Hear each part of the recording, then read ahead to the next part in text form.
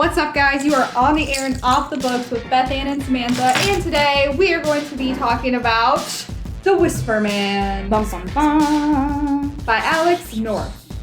So this book was suggested to us by a patron. Superfan. Yes, superfan. Woo! Whoop, whoop. Sorry, you might not actually be a superfan, but we are We considering think in you. our minds that you're the superest of fans. Yes, you are like on the same level as Doug. You're OG fan. Our assistant director, Doug. He is the super fan of all super fans. That's very true. You guys are the number one fan together. Yes. So, yes, we read this book for you. Yes. Thank you for the recommendation. We need more of these. Yeah, and I think I actually really liked this book. I liked it as well. It was very it's like a slow burn thriller. Yes. Like it's very, and it has like these like wisps of like this paranormal in it. And we both did not see the ending. No, coming at all. I definitely did not, like, nowhere in my mind was the ending. The outcome. Yeah. I agree. And it, like, makes me think that I need to, when I read another thriller, I'm really going to, like, pay attention to, like, every single Solitary character. Yeah. that even gets mentioned. Because... Yeah, and I was... Yeah. It really threw me off. Like, it was just like, I never, like, I don't know. Okay, so let's summarize the book, and then we can get into, like, spoilery things. Yes. So do you want to summarize, or do you want me to? Okay.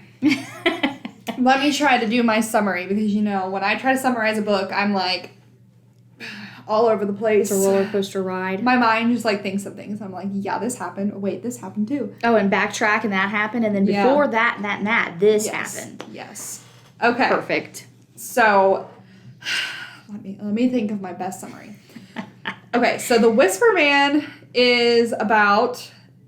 So, I didn't even realize that it was two characters. Yeah, I didn't... I don't know why I didn't realize. So, there are technically, like... Okay, so technically there are three main characters, right? Yeah. There's Jake, the little boy. Yes. His dad, Tom, and then the detective Pete. Yes. And these are the three main characters, and then the chapters will switch between these characters, and then there are killer chapters sprinkled in the middle of all of that. Right. Samantha thought that Detective Pete, and Tom were the same person. Yes. Because For a hot minute. yeah, and then I realized, wait, there's two different characters. So basically, Pete's story is that he is a former detective. I think he's still is a detective, but he's kind of like on... I don't know if he's on like a probation or like a leave. I think he's just like on the back burner. He like has like taken a seat back. Like he's not in the forefront of all the investigations. You know, he's older. He's like done his big, mission, and then he's just like, okay, let's have others step up. Yeah. Because there's always like this dynamic between him and then like the chief, Lyons, I think is his name, Lyons. Yeah. Because Lyons was able to secure his job over the whole department based off of Pete's, like, big success story. Yeah. And there's, like, this animosity between them both because Lyons feel like he was just, like, he took something that should have belonged to Pete, and Pete just didn't want it, but he deserved it, but Lyons didn't really. Like, there's that weird dynamic in between. They talk about that quite a lot, which doesn't really have a lot to do with the story. But it's just like world building, character building, and stuff like that. So Pete was on the investigation of the Whisper Man. Correct. And he, the Whisper Man's name was, Frank. Yes. Carter? Frank. I think so. I can't remember, but it's definitely Frank. Frank something. Because, but I can only remember the first name because his son is named after him. Yes. Francis or something like that. But Frank is the murderer. Is the murderer, and he is incarcerated in prison. So he was caught a while back for murdering children. Specifically young boys. Yes. And so Pete has been going to visit Frank because these murders start happening again, and it's basically a copycat killer. Right. of the original Whisper Or vampires. they think that it's a copycat killer, or they believe that it's somebody who was an accomplice to Frank. Right. Because Frank has never really revealed his, like, final kill. They still can't find the body of that boy, and it's been, like, 20 years or something like that? Or not 20 years, but a really long time.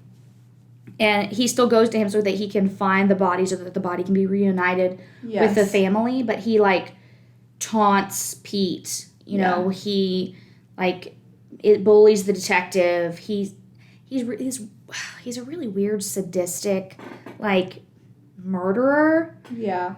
I had, like, a problem with him because, like, he's designed to make you uncomfortable. But, like, he also... There's always, like, in every book that we've ever read, I don't know if you feel the same way, but in every book that we've ever read, the murderer always has some kind of motive. Yeah. Some kind of, like, desire, but that's never revealed for Frank. Yeah. You never see why he decides that he's going to murder these boys. Yeah, and, he just does. And it just, he just does. And he's just this mean, nasty man, and that's all that he is. And he does these things for no reason. He picks and bullies for no reason, and he's just... evil to be evil. Like, I didn't really understand him as a murderer. Yeah. Like, from what we've read over and over and over again, like, he doesn't have a greater purpose. He doesn't have, like, you can obviously tell that he's probably, like, mentally wrong somehow, but you can't understand why he goes after this specific young boys, and why, especially when he has a young boy himself, like, nothing is ever revealed in that situation that shows you why he does what he does and what motivates him to be this person. Yeah. So I think that was kind of confusing for me because, like, I guess I wanted more, like, creep factor with him. Yeah. And there are trigger warnings for, like, obviously it's a crime thriller, so there are going to be, like, dead people. But it's not explicit. Yeah, it's not. No, they don't go into detail about the boys' bodies or anything like that, really. Yeah. They give you just enough, and then your imagination kind of, like, goes in weird directions with it. Yeah. So if you're worried that it's going to be too gory or gruesome, it's not that. Yeah. But, so Pete is trying to get Frank to tell him where Frank's last victim is. Yes. And in 20 years, Frank still has not revealed where this last victim is. He just knows. He just tells him he's dead, but I'm not going to tell you where he is. Yeah. So moving over to Tom and Jake. So Tom and Jake move into this house, and everybody says it's like the creepy house on the block. And the reason they move is because Tom's wife, Rebecca, died. And they're wanting a new start. Yes. So they get into this house, and Tom, like, notices, like, this guy is just, like, creeping outside and, like, looking in his garage windows. And then Jake, the son, he's got what Tom thinks are imaginary friends. But Tom notices that he's, like, these kids are actually talking, or, like, these friends are actually talking back through Jake. Right, like he's channeling them somehow or something? Yeah. So Jake's, like, talking to his imaginary friend one day, and he's like, Tom's like, who are you talking to? Like, who are you talking to? And Jake is like, I'm talking to the boy on the floor. Yeah, that was the creepiest part, I think, of the whole book. Yeah, and so Tom is like, what the heck? The boy on the floor, blah, blah, blah, blah. And so Tom goes in to the garage. And this might be a spoiler. Yeah, so this is kind of a spoiler. I think after this we're kind of getting into, like, the meat and bones of the book. Yeah. But he goes into the garage. And he's, like, looking through the boxes, and he's, like, I think, like, one of, like, the little clues throughout the book are there's, like, butterflies. Yeah. So there's, like, butterflies in the garage, and there's just all these boxes. And I don't know if it was, like, in the floor. I didn't understand if it was in the floor. So, like, he pulls a panel up out of the floor, and in the floor is a dead body, like bones. And, like, it freaks him out. He calls the police because what happens the night, because he's, like, really dead freaked out because the night before, or a couple days before, he caught his son downstairs at the front door with somebody's fingers through the slot of the mailbox. Yeah. Like, whispering at his son. Yeah. But the cops didn't believe him. So now he's, like, calling the police and letting them know, like, hey, you guys didn't believe me. You guys got to come over. And so now they're starting to uncover the fact that, you know, this is who they've been looking for, and they've got to try to figure out, like, okay, the pieces are finally falling together.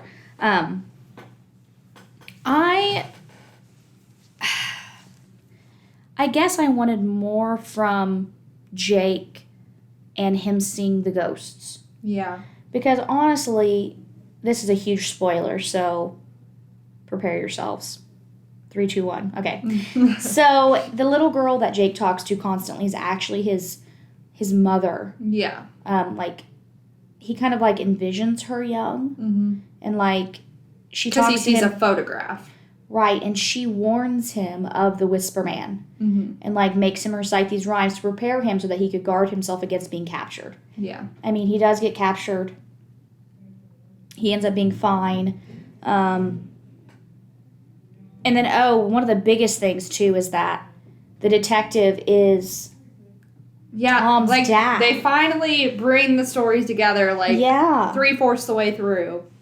And, the detective ends up being Tom's dad, and you're like, what? Because Tom, like, this whole time is telling people my parents are dead. Yeah. But what he really means is, like... he's dead to me. He's dead to me because his dad was an alcoholic and he abused his mother. So it was like... all these past traumas. Yeah, all brought to the surface. And then when he finally meets the detective, he's like...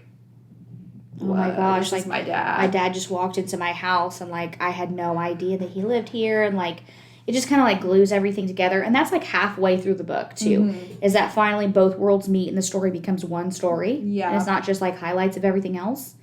It was kind of sad, though, because, like, you could, like, when you're reading it, you know that, like, Pete has, like, recovered and is, like, a recovering alcoholic, and he, like, really wants to get to know his grandson and his son, and just he talks about, like, how proud he is. I don't think that Pete wants to make it right, but I think he wants to start over. Yeah. And, like, build a brand new beginning with them both. Yeah. And I think that's sweet and realistic. I enjoyed that because he's just like, you know, maybe I didn't do it. He recognizes that he failed, but he's hoping, I think, that maybe he can have something fresh with Jake. And I did say he abused his mother. He didn't abuse his mom. He threw when Tom was little, he saw Pete throw a glass at his mom. And that just, like, stuck with him. And he's like, oh, he's rude to my mom. Like, he abused her and whatnot. When really, like, Pete reveals that he wasn't throwing the glass at his mom. He was mad at the glass, and he was throwing it because he was mad. Because of what he had got himself into with it. That he was an alcoholic. What he had done, right. So it kind of, like, they kind of reconcile in the end and, like, come to terms with each other and, like, doesn't Pete die? Pete does die. Yeah. He does get murdered by the killer. The killer, unfortunately. When Jake gets taken, he gets stabbed. And he gets put in the hospital, and it's really, really... I didn't expect that either to happen. Like, I thought that they would be, like, happy ending. Yeah, like, I did too, but then when you read that Jake's talking to Pete... Yeah, it's you're like, oh, he's dead. He's dead. It's like, so sad. Yeah. And also, like, I thought for sure that Karen had something to do with it. Oh, I did too. So Karen is is Tom's kind of, like, I wouldn't say his girlfriend, but just, like, a friend that they're hitting it off. Yeah. He meets her because his son and her son go to school together. And Karen ends up being this reporter. And, like, Tom finds out because of the bones that got discovered in his garage. And he goes back to his house to return home. And Karen's there, like, with her, like, reporting. Doodly-doo. Yeah. And so, I think that my theory was that Karen and her husband were, like, because Karen didn't really, Tom asked Karen, like, are you seeing anybody? And she's like, oh, my husband's, like, not around. Like, he's not in the picture. And so I was like, Because there was mentioned at one point that somebody had married one of the inmates. Yeah. And that we thought it was like Norman Collins, or I can't remember which. It's one of the ones that they had investigated because they thought that maybe he was like involved in some of the murders with Frank. And I thought, like, when you had said that she has to be the wife. Yeah. Like, that married him in the prison and, like, is secretly on the side, like, doing all of these things to, like, get, I don't know, satisfaction or something like that, or, like, continue on, like, this legacy or whatever. I thought for sure that would have been a cool twist, but it was not. Like, no, the twist that, like, the final reveal of the killer was not anything that I was suspecting. Like, this character was mentioned, like, maybe twice. Yeah. Like, for, like, 2 seconds. And as a young boy, not even, like, in his adult life, really? Not really. Well, he was the teaching assistant. Yeah, but, I mean, but under a alias. Right. Yeah, so you would never know. Not even, like, putting, like, 2 and 2 together to know, like, that. Because if she would have said, or if the author would have said the name, Alex North is a boy, right? Yes, he's a boy. Okay. We think. Sorry. I think so. Sorry. If the author would have said the name of the teacher's assistant, you would have known immediately. Yeah. That it was this guy. Like, right. Because that would have been way too. So it makes sense that he had an alias. But I didn't even think, like, okay, like, who's gonna know, like, all of this personal information? I didn't even think, like, oh, he's a child, he's going to school, he's gonna, like, repeat everything to, like, his teachers and That's whatnot. true, because the whole thing is that nobody in the public eye knew about the whispers. Because what was happening Frank was going into the kids, whispering to them out their window, and then sealing them away. But that never came up in, like, the public court system. That never was revealed. The only people who knew that was, yes, there's something about it. I can't really figure out how to say it. But when Pete goes in to talk to Frank, Pete says, have they said anything about the whispers? And then,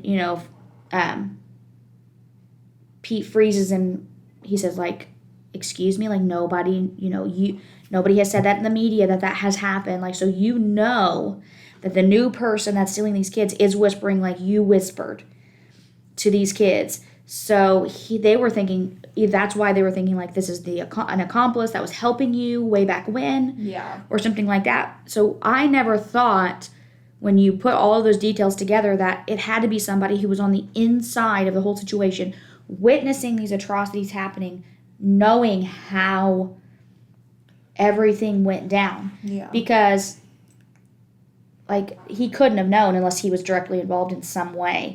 But it was also so weird, too, is because when Frank, the killer, found out who it was, he didn't really know either. Did he? I mean, it was kind of confusing to me because... Yeah. And he was mad. Yeah. Which shocked me. Yeah. I didn't think that he would be that mad about it. Right. Like, I didn't understand why. Unless he was just, in his mind, the greatest. Yeah. And nobody could ever compare to him and what he did. Yeah. So, the killer is Frank's son. Yeah. Francis, Francie boy, a.k.a. George. Yes, and his mom ratted out Frank so that she could get out and stop it. Because he was abusing her, I think, and threatening her to get her to stay silent. Because she was trying to save her family. So eventually she found a way to get the detectives in the house. Right. And that's how he was found out. So she was able to get Francis out of the home. But apparently he wanted to win his father's approval anyway. And so he started to do these murders as well. Yeah, and, like, at first, like, when he takes the first kid, he's, like, freaking out. Like, he's like, I can't believe I did that. Like, I didn't, like, want to do this, but now, like, I can't stop doing it because I've already done it. Exactly. And he was talking about how, like, he just wanted to take these kids because they were lonely and sad and, like, make them... the perfect child. Perfect, right. Because I'm thinking maybe that he felt he wasn't the perfect child. Right, and that's why his dad had to bring all these other kids into the picture because he wasn't good enough. Exactly. And so he decides he's going to try to create this perfect boy. When in reality, I just think he's also a psychopath. Yeah. and just wanted to murder people too. And then it leaves you on a huge cliffhanger because you don't know if his dad killed him or not in prison. I think his dad did. I think so too because, like, Frank comes in, and the thing that Frank did was he would pull the kids' shirts over their heads. Right. So Frank comes in to Francis's cell because apparently he's, like, the OG of, like, the prison, and like, everybody lets him do whatever man. he wants. I guess. So he gets into Francis's cell, and, like, the last thing where it leaves off is Francis pulling his shirt Up over his his head. head. I think he's dead. Yeah, but there is a book 2. Yes. So. And the book isn't about the Whisper Man killer. It's actually about the woman detective that we didn't mention in the story. Right. Amanda? Yeah. I think it's like, I don't know if, is it Bates or something like that? I don't know, but you do get her perspective a little bit throughout the story. You do. I kind of feel like, I don't know, like, do you think Tom's going to be in this one? I don't think so. You don't think so? I think it's one of those things where the only, like, linking factor is they're just her cases, and then everything else is fresh, and that's what makes it the series. I wonder if it's going to, like, be a continuing series, like, every book they pick, like, a new, like, side character in that book to continue the next story. It might be, like, it was Amanda for this one, and then the next one will be somebody else. Mm-hmm. That's possible, yeah. Yeah. Because she was more of a side character to me. Yeah, she was definitely a side character. She was not a main character in this book. Now, she was valid, and she provided some kind of, like, emotional, like... She did save Tom, though. She did, yes. And she was more crucial towards the end of the story, but she wasn't such a, like... She wasn't such a big part that she deserved to be one of the main characters. Yeah. I don't know, which is odd that she would... But it would have to be her because, obviously, Pete's dead. Yeah. So, I think it's advertised as like a horror as well. Yeah. Which I wouldn't agree with that. No, it's definitely like a crime thriller. It is. It's more of a paranormal thriller. Yeah. But it's very light on the paranormal. Yes. That's just like a sprinkle in for like some intrigue. Yeah. But I thought it was really good. It's a very slow burn if you really like to be invested in the characters' emotions, what they're thinking, them processing the situations. Mm-hmm. If you really like to be married to characters and like feel what they feel and like really know them. Yeah. A lot of the chapters are delving into how they're thinking, feeling, dealing with their grief, dealing with their loss, dealing with their addictions, processing what's happening. Because if you take all of that out and leave the main bits of the story, it would be 10 chapters. Yeah. Yeah. It's a lot of character development. It's a lot of growth. It's a lot of this and that. So if you really want to be invested in a story with all of the characters and make connections and like walk through something, and it's written to be like very realistic to me. Yeah. Even though the little boy sees ghosts, but right. But little kids, they always say that little kids always like are more perceptive, see the paranormal and whatnot. But right. But if you look at like his alcoholism, and if you look at all these other things that happen, it's very much written as if it's like telling a story about all the puzzle pieces coming together. So it's good. Very good recommendation. Thank you. Yes. Yes. Shout out to you. Yes. And we do have this book in a physical copy. Yep. Physical copy. We have an audiobook on Libby, the ebook on Libby. Yes. You can get it any way you want. Mm-hmm. So you guys need to come in and check out the book or check it out on Hoopla or Libby, and you need to tell us what you think about it and tell us if we should read the second book. Shadowlands. Yes. That's what it's called. Yes, and I did buy that book on mistake because I meant to buy like the Whisper Man. Oh. But I accidentally had her order the Shadowlands. My bad. But at least I have that book now so I can read it. But yes, you guys have to read it and tell us what you think. And then join us on our next episode. We are going to be reviewing Lightlark by Alex Astor, which is a really popular on Book Talk right now. It's kind of like the scandal of Book Talk. So It's scandalous? the book itself is not scandalous. It's the author. The author, like, how she became an author, like, people aren't agreeing with it, so... But we'll have to talk about that later because I haven't heard anything about that. Yeah, we'll definitely talk about that on our episode when we review the book. Scandal, intrigue, fantasy. Yes. So join us for next episode. Light Lark, the scandal of TikTok. The scandal of TikTok. BNS. I like it. Scandal. The BNS scandal. It's always a scandal. All right, and we'll see you guys next week. Have a great rest of your week. Bye.